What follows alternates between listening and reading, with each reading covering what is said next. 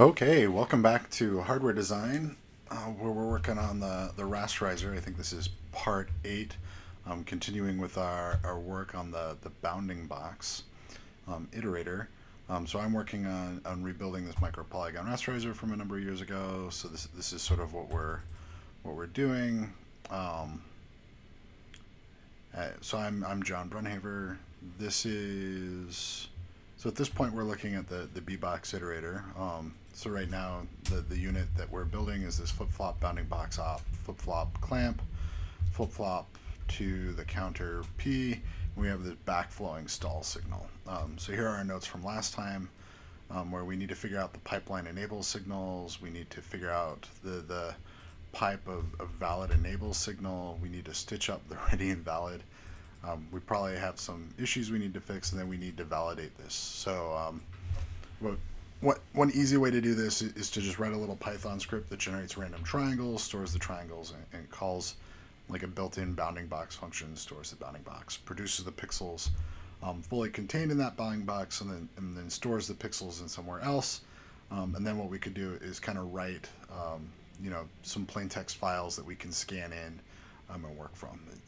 We'll be using fscanf, and so we'll have the golden input and the golden output that we're expecting. Then our scoreboard will load the verts from our scoreboard will load the verts from the file into the pipeline, push bounding box into queue, push the pixels into the queue, and then check that the output touches pixels in the correct order. And we check that the output is always at the head of the queue in the stored bounding box, right? So we have a canonical ordering that we're expecting. So we're actually expecting things to eventually come out in an exact order, and we're gonna use the valid flag to hide what's going on. So let's see if we can't review where we were in terms of RTL from last time. So this is sort of a perennial joke so far that the perils of leaving code too long is that you forget what the heck was going on. So generally, it's a really good idea to touch things, pretty consistently. So I'm just adding tabs here to some spaces here to align what's going on, because it turns out that some of these things are the same. So I want everything kind of lined up until they're not the same. So this is just me being a little bit of a neat freak. We're doing this sort of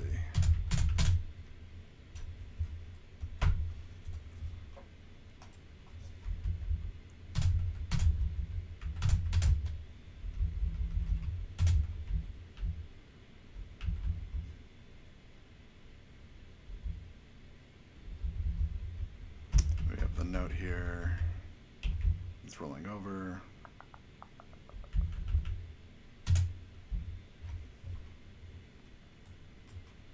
Get rid of this extra dimensions. I think, interestingly, that wouldn't actually cause an error. Ooh, we forgot the arrow here. If you have it twice, what it'll do is it'll just overwrite the earliest one.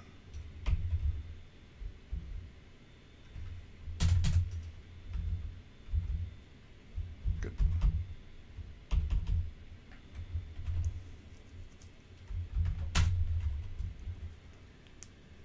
I guess that's a bit more organized. All right, so the input to our pipeline is the input vertices. We're going to have a valid ready handshake so that we know what's going on. We have a clock and for reset.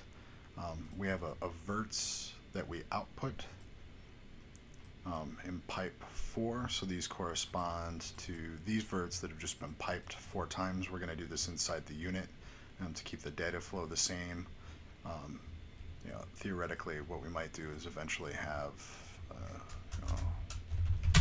parameter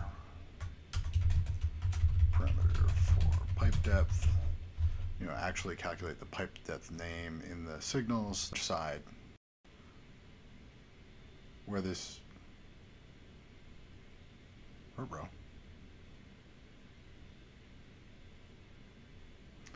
from the test bench side, where this is helpful is in its ability to let us very easily write something that doesn't need to know what the test bench is. I want to keep that window. You could probably get rid of these windows.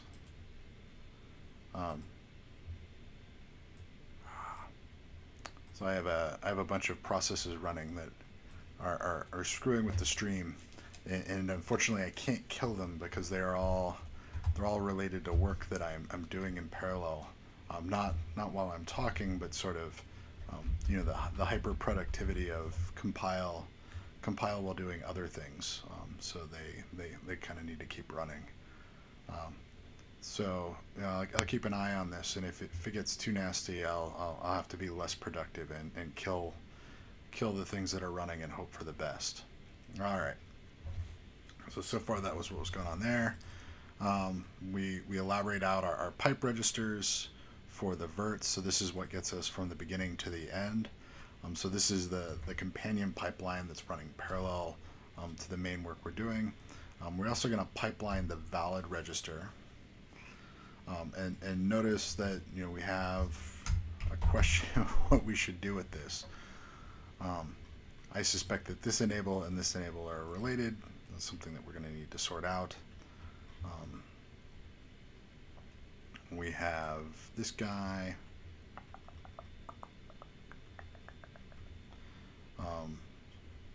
So we have the bounding box. Then we're going to flop bounding box from 11 to 12. So these are the flops that go between the bounding box unit and the clamp unit. Similarly, we need to sort out the enable port here.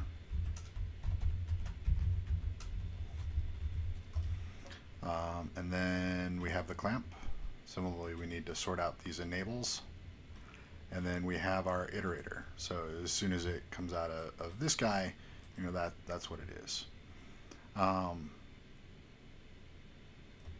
So we can probably ignore this count valid altogether, because this was more. So that's the alarm to remind me to go pick up my dog, but Sam is doing that tonight, so I don't need to worry about that.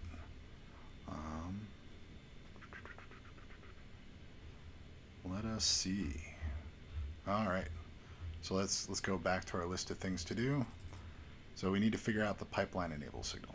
So what we don't want to do, so let's say that we have some global,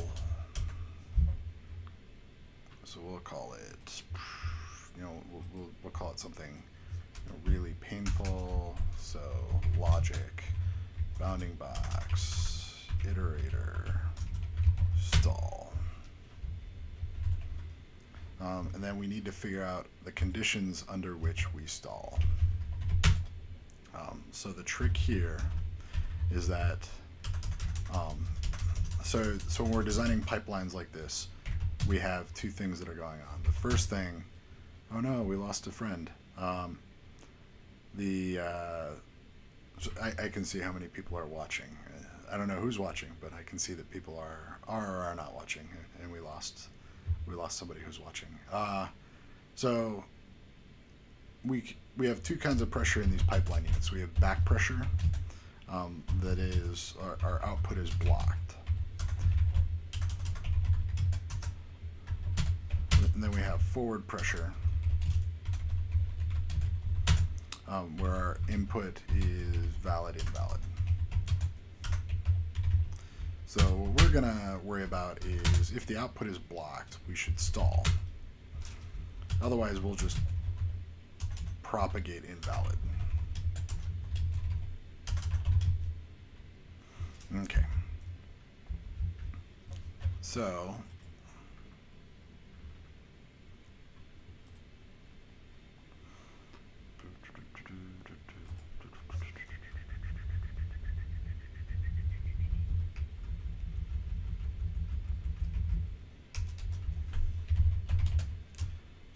since it's in the sort of world that we're looking at,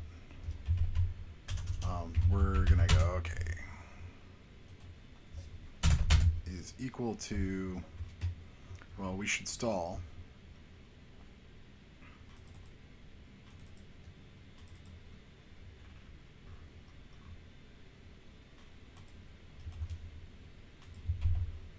If they're not ready for us.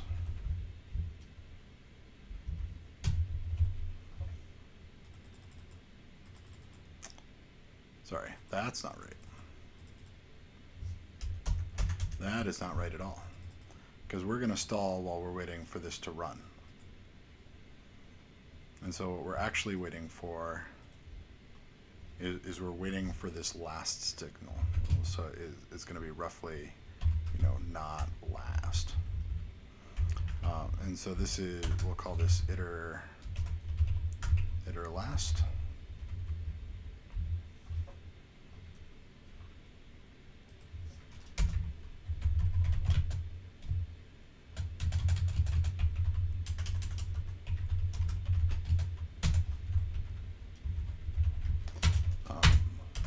So this is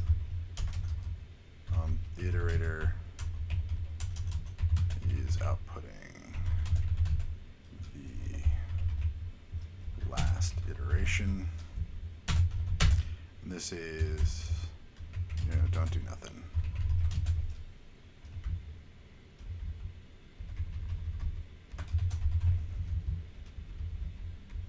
Do nothing while iterating.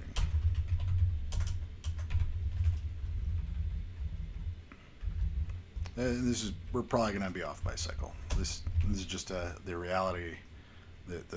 What we want to do is we want to get something up and running as fast as possible, and then go, okay. So unless it's iterate last, so what we're expecting is that on the cycle where it is iter last, we are not stalled. So why don't we actually make this stall bar?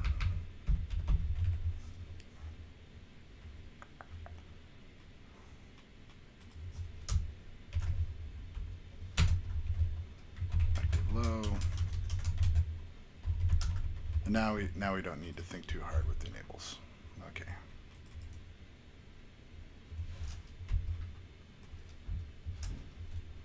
So, you know, we'll cheat a little bit. Oops. Control G. We're going to replace anything that is .enable question mark with .enable BBox under iterator under stall under B. There we go.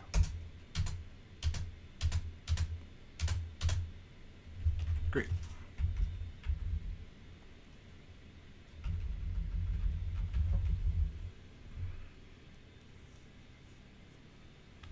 Cool.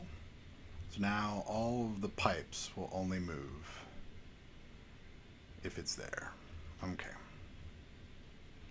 Good, good, good, good, good.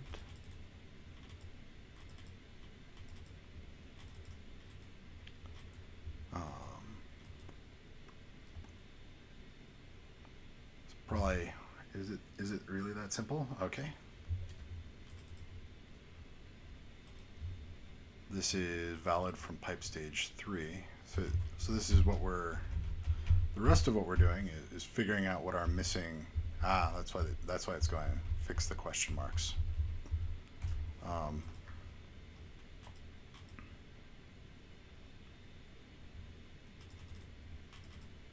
So bound valid, that's an easy question mark to fix because that's just this valid signal. And then I think we said 13. It's good enough for me.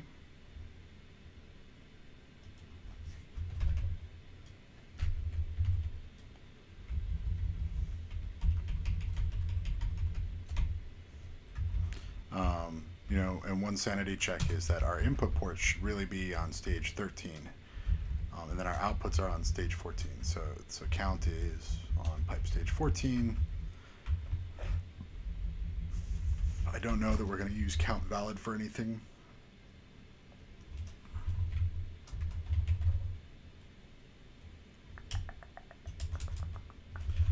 So since we're not going to use it, we'll just leave it blank. And then we need to know when to increment. So that's, so if we're not getting backstalled, that is the output ready invalid.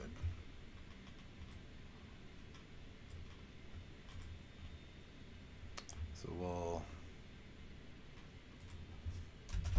we will similarly set up the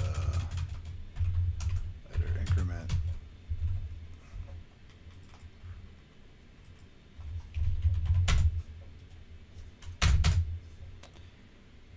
And then we need the valid ready signals again. All right.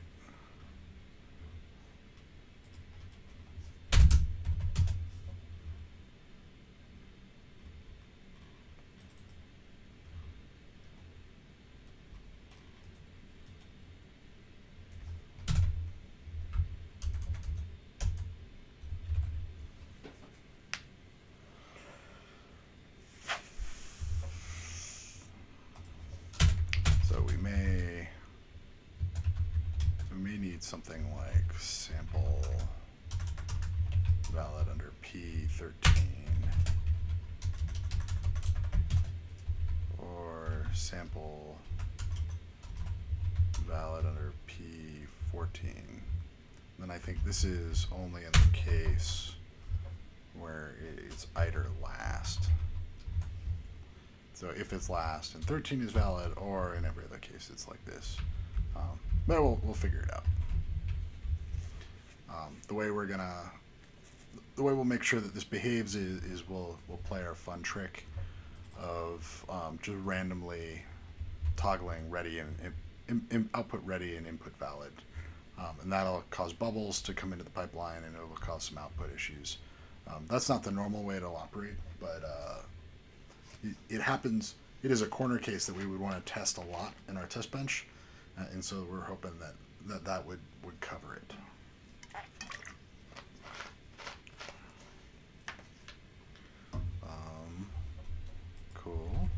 Cool.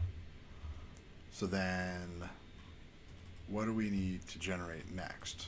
Well, we have two outputs we haven't done yet. So we have averts ready.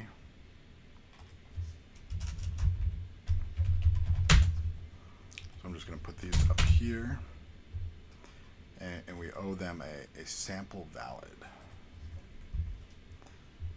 And we're going to put this down here because it's related to the end of the pipeline. So you're going to put a comment here to let us remember that we have a responsibility to do this. So sample valid. Oh, did we already accidentally?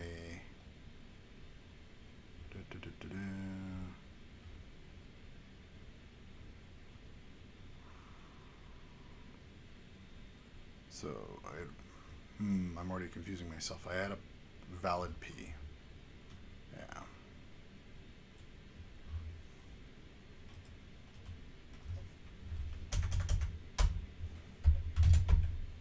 Good.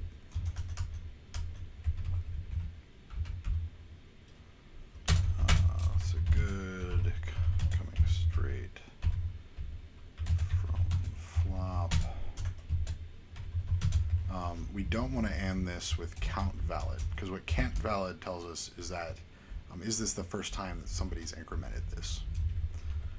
But what could happen is we'll get the increment, and then somebody might not be ready for that sample on the next cycle. So we don't want to increment until it's consumed. So that's why we're ignoring that. All right. So we've done this one. We need to figure out how the pipe of valid enabled. Yeah. So I think we're just propagating valid through.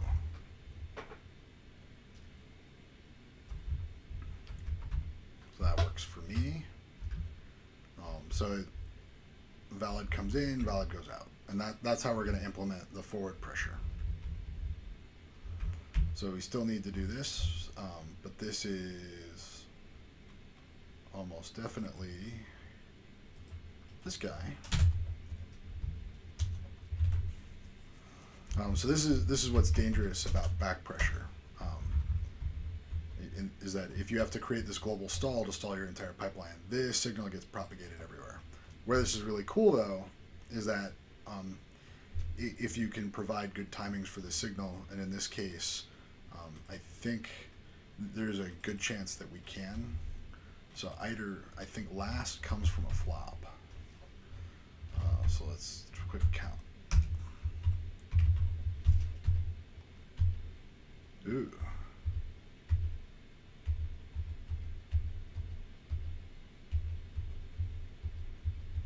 So last may not come from a flop. So this may be a really bad critical path. So count comes from a flop, so we're good. Then this is my upper bound. So I think we said these were 22-bit things, so let's pretend it's a 32-bit thing. So there's one stage of XOR, and then we're gonna reduce it with an AND, right? So it's XNOR is each bit equal, and then we have this binary tree of gates. So what we're worried about, so I'm just doing the math in the back of my head about how long this path is from the lasts. So every last is calculated the same in parallel. It's that local count against my upper bound. If it's 32 bits, that's one gate and then 5 logic levels to reduce 32 things down to one thing. So it's probably more like 4 logic levels, except for an XNOR is 2 logic levels because it's really going to be a dual gate, and it's going to have a worst case path that's 2 gates through it. So that's 2 plus 4-ish. You know, we could probably have some 3 input gates that get us through there. So you know, let's call that an even 6. So that's 6 gate delays from that one. And then the BBox iterator, and then we're going to broadcast that to a bunch of flops. So let's count our flops. So we're going to have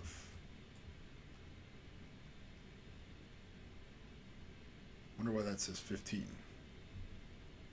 Oh, it starts at 10 and goes to 15. Oh, fun. Okay.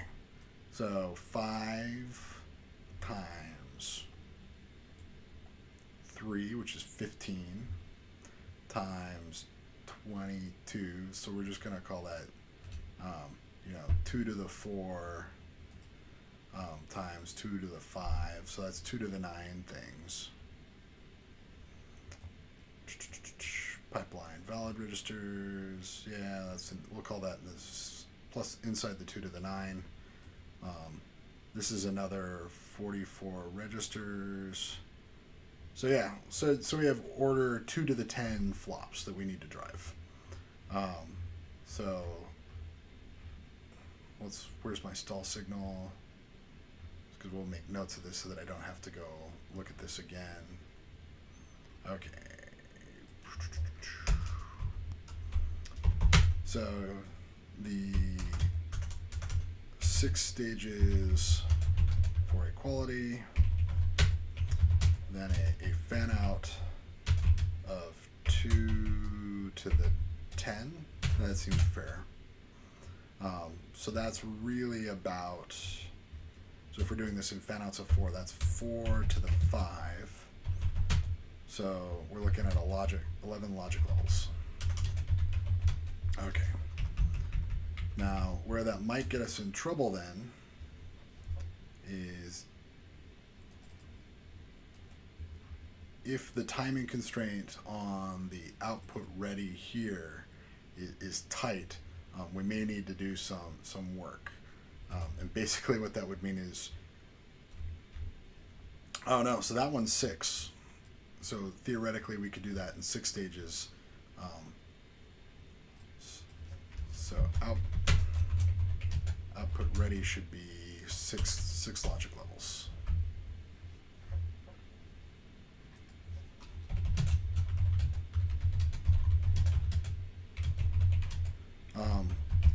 So I'm just writing these notes down now, mostly because I remember last time I built this caused me some heartache.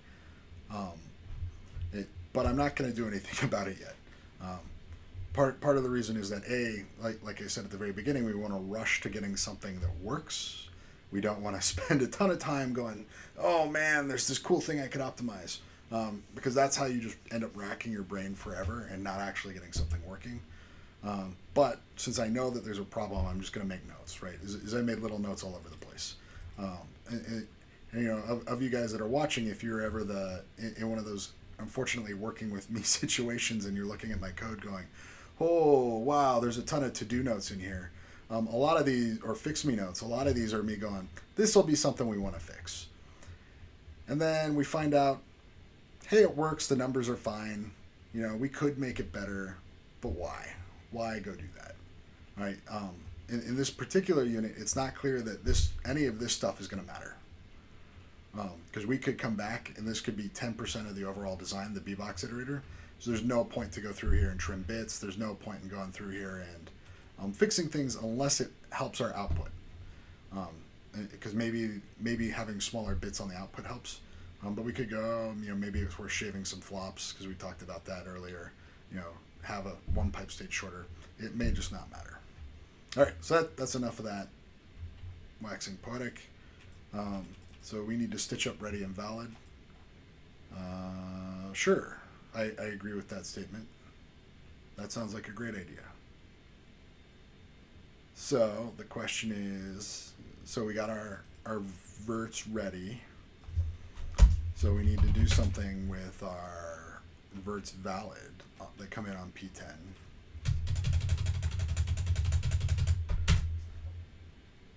Bing, cherry vanilla, P0, exit VLD, good, and then we're going to put that on valid P10. So that's good. That goes straight into a flop. So that's gonna play well with our conception of the world that things coming from outside our box go into a flop. The reality is that there could be a FIFO sitting in front of us, and so maybe by giving them a whole cycle, they can start to play games with guaranteeing that they can do pass-throughs and stuff. In fact, this is probably a good unit to have a FIFO in front of, because you queue work and then fix it. Okay, output ready should be 6 logic levels. All right, we're gonna move that to there. So we've done our responsibility there. So that also means that theoretically we should have done something with valid P14. So we're just double checking. I thought I remembered. Yep. This is where we made the note. Yep. Sample valid. Then that also means we should do something with sample ready. P14. Yeah, good. So it looks like we're doing something there. I'm a bit concerned. No, that's right, because the stall is based on iter last. So the way the back pressure will work is sample ready will prevent it from incrementing. So if it's not ready, it won't increment.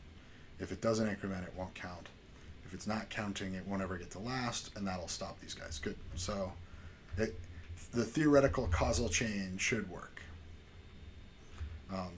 So I think we have a bug here. We'll figure that out in a bit. All right. So we need to stitch up. Yeah, we're getting there. We're getting there. All right, let's look for question marks. I love question marks.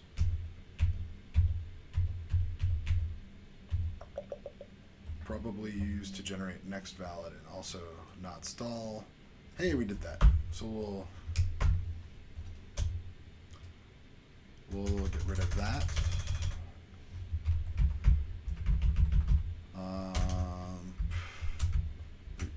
And this is really a fix me, because what we should really do is add, not that one, add param to remove CV. So technically this is the correct syntax for saying I am not interested in that output port.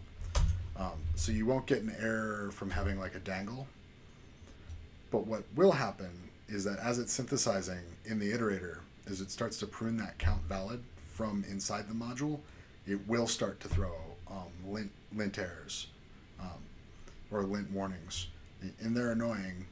But they also are kind of worrisome because what you don't want it to do is get super aggressive on these issues where it goes, oh, I see that you're not using count valid. Because if we go look, you know, CV, you know, it looks like we did that in here too. Well, that's similarly worrisome. So theoretically, it would go, oh, I can just get rid of this flop, right? And so, you know, we'll write a little note, you know, fix me param this out to reduce lint. So you can get super detailed with these things if you really want to. And well, you know, as we're running along, we'll start to do that. Okay. So I looked for question marks. I didn't see any question marks. So now we're in the fun part. So somehow what we need to do is we need to generate a legal triangle, call a built-in bounding box function, store the bounding box. All right. So let's see, how do we want to do this?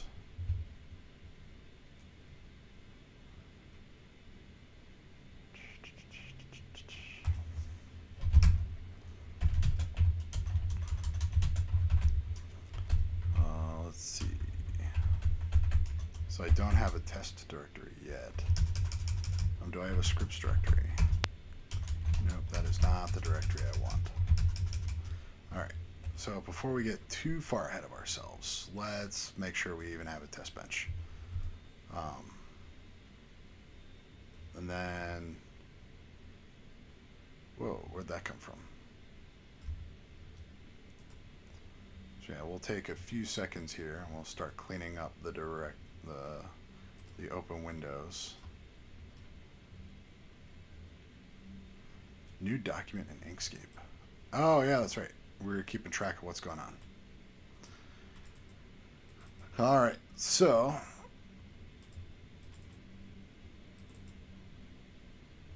that's that. So let's see. So I think this should be legible for you guys because it's somewhat legible for me. So the first thing we'll do is go, well, can I you know, import numpy as np? Okay. So we'll go a is equal to np.random 3 by 3.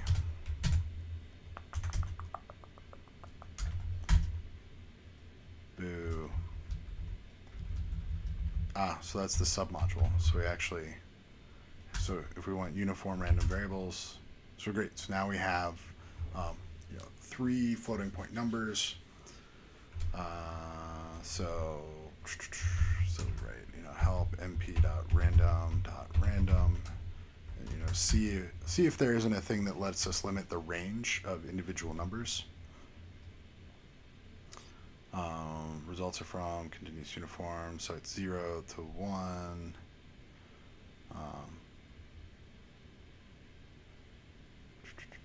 So if we want something else, so we have 22-bit numbers. So what we would do is we'd take that, we'd multiply that by 2 to the 22.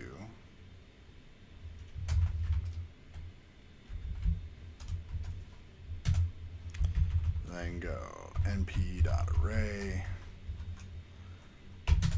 dtype equals np.int.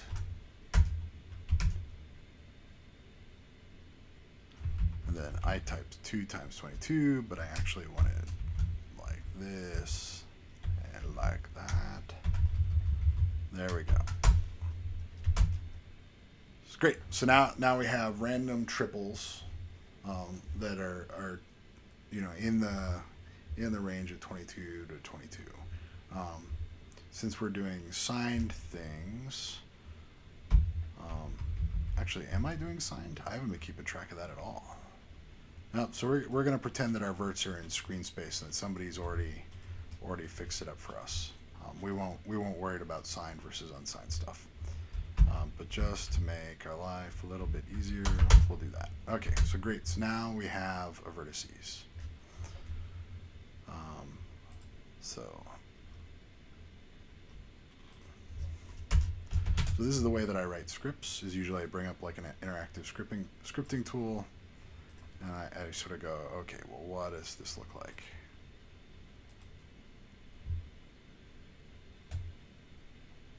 And it looks like that. Okay.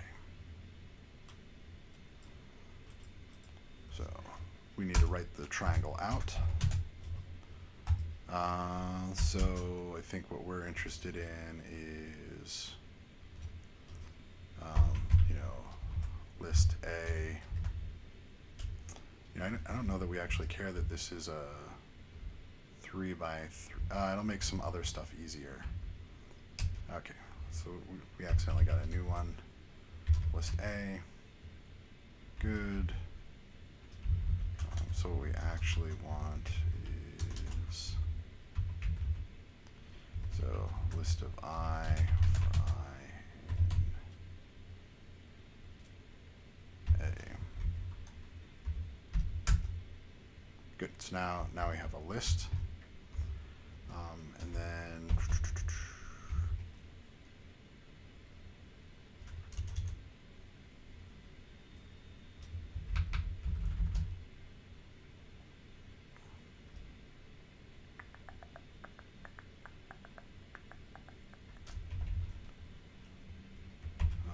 join.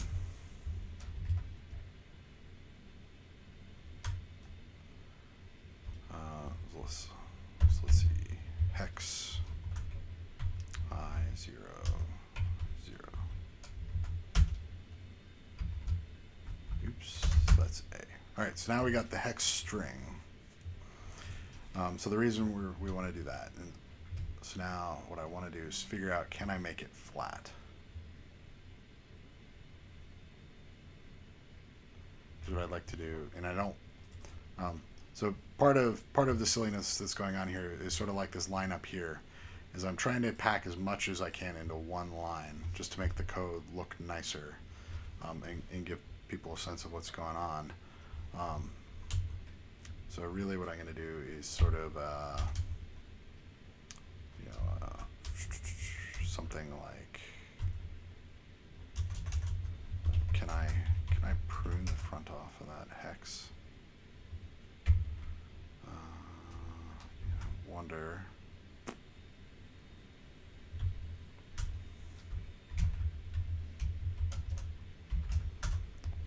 So dot format A00.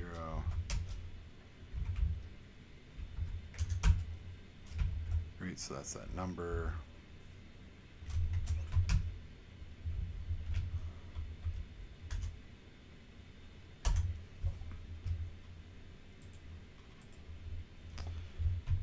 So what we're trying to remember is, I don't want the H because that makes the parser harder.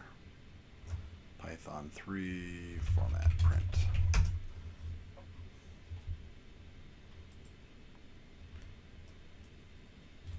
Boo. Okay.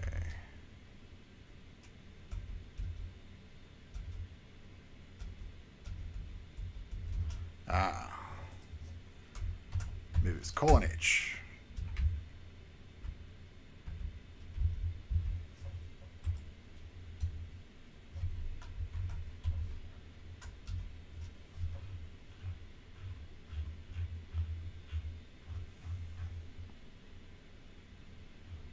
Huh.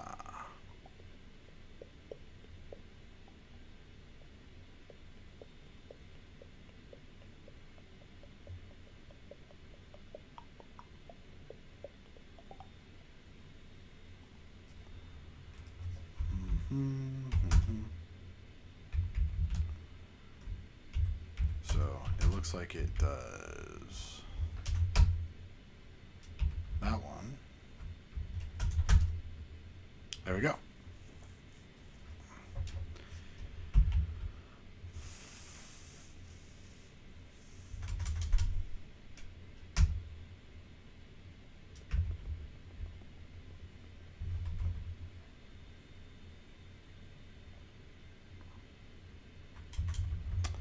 put that in the loop for I in J.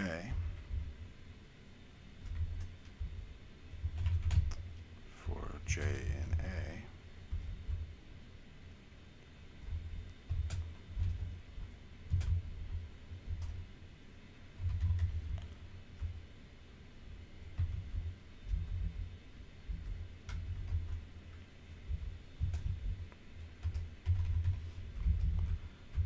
And we'll do something fun like that.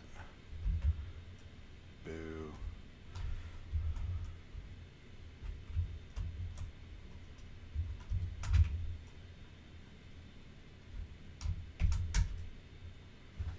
So the reason I'm doing this is that now I don't ever need to know how many things are in there. I just know that it's a set of sets. Good. So that gets me my string.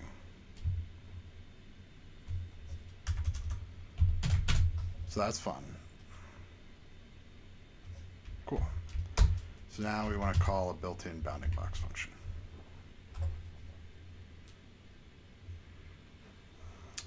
So what is np.min on A, and then we put like 1. What is A?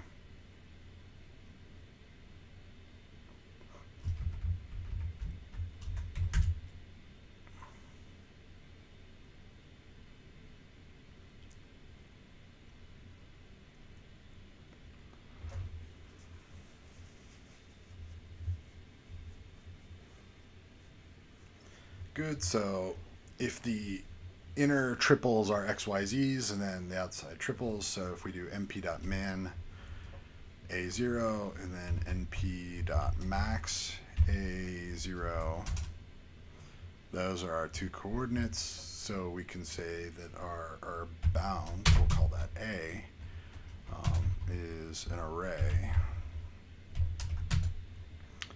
that is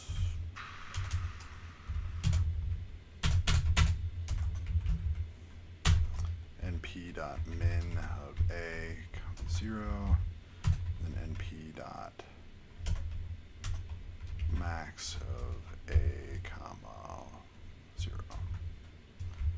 Cool. So what does B look like? Good. So there's our bounding box function. So we don't, and the nice thing about this is I so far have not done anything that suggests that I know how to build a min or max function. Right, is the only thing I've sort of hinted at is that to build a bounding box, I need to know the min and the max points across the columns. So we can do the same trick. Do we need to store the bounding box? Fully contained in that box. So we should store the bounding box. Yeah, we've done that so far. So we have the string. We shouldn't ever give the bounding box to the unit, unless we're really wanting to test that. But I think our other tests are pretty good. So we're going to skip that step. Good. We're going to produce the pixels that are fully contained in that bounding box. Ooh. So what we're looking for is something that is a built-in iterator.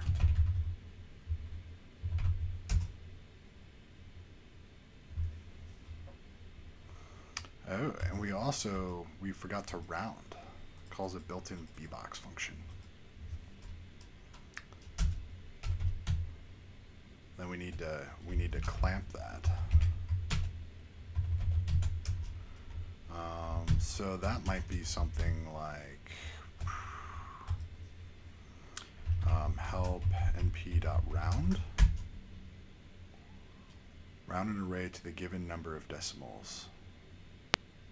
Refer to a round for the full documentation. np.around. Help np.around. Number of decimal places to round to. The default is 0. If the decimal is negative, it specifies the number of positions to the left of the decimal point. Ooh, okay, so that's what I want. Perfect. Ooh, but I'm rounding in binary.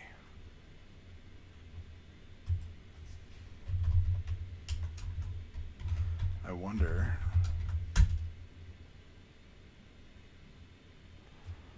Number of decimal places to round to, an array of the same type A. So maybe there's not something too helpful. NumPy round binary. You know, maybe there.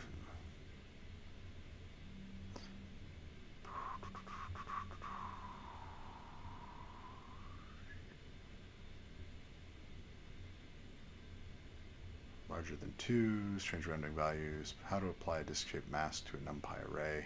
And in some ways, this is kind of the wrong, even numerically, this is kind of the wrong function for them to even implement. Crap. So,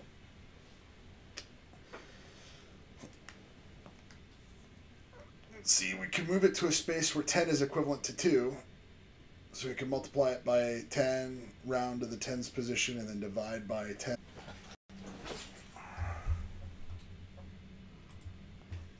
Yeah, it looks like we're jumping in and out. So if you're missing the discussion for a little bit, what I'm trying to figure out is I got a clamp. Yeah, we lost a few people when it dropped. So we got a. The problem is we got a. So it looks like we lost a little bit looking through the stream health. So yeah, the problem is we need to clamp this, but I don't want to rewrite clamp in Python because that would be bad. So I'm trying to think of a hack that will get me the thing that I am interested in.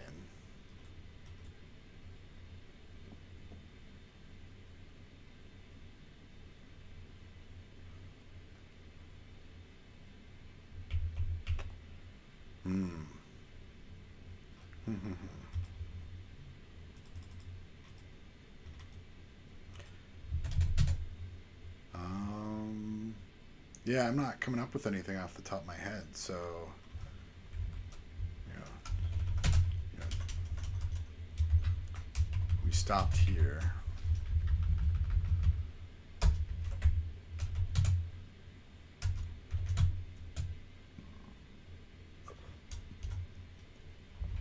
So we would need to implement our top next.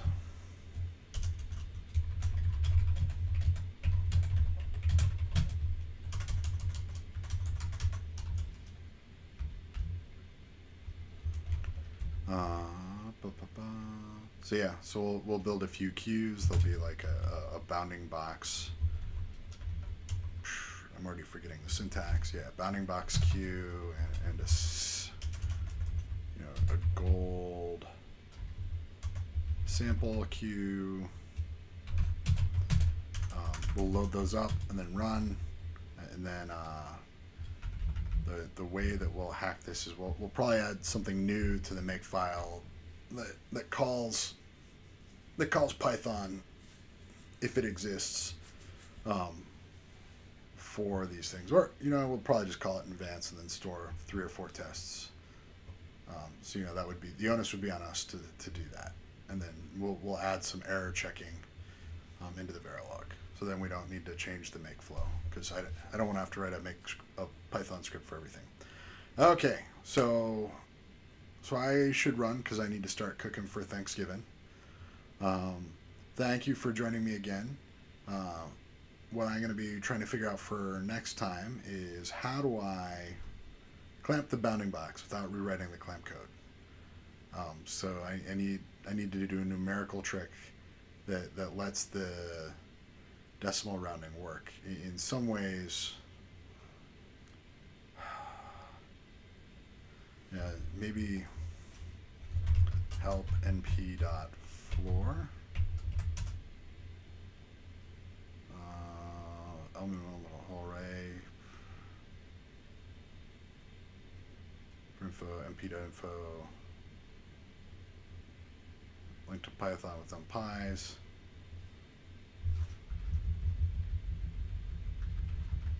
Oh, so this is fun.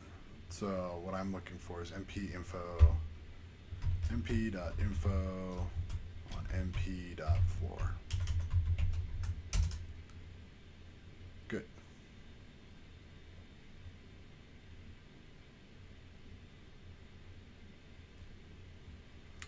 You.